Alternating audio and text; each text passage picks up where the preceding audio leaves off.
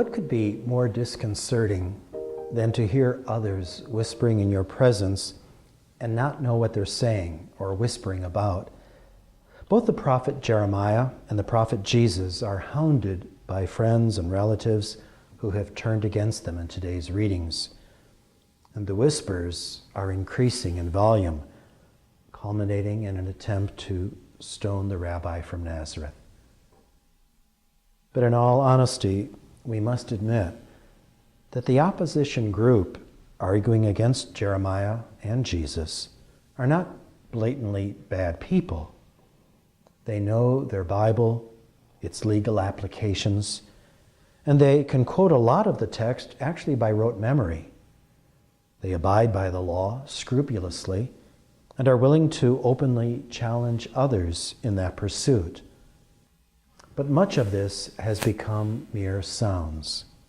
The sacred words were so good, they themselves became idols, worshipped in place of God.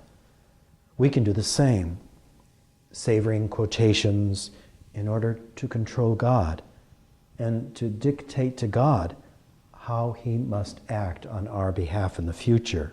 You know, in his wonderful book, The Holy Longing, Father Ron Rolheiser speaks of 4 essentials, or non-negotiables, he calls them, in Catholic spirituality.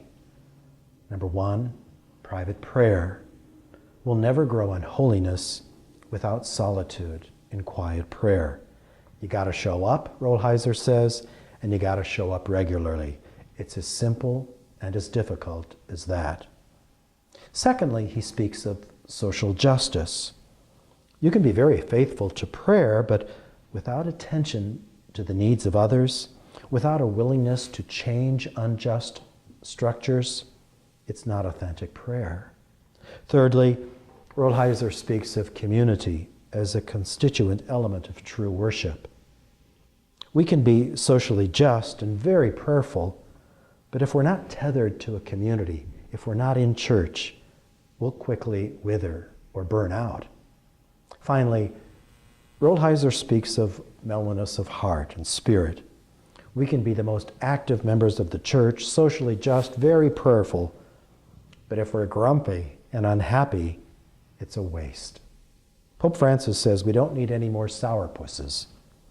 Rolheiser argues that an overemphasis on one or more of these 4 essentials produces a fractured spirituality. And maybe that's the trouble with the Pharisees of long ago and us Pharisees today. It's a fractured spirituality.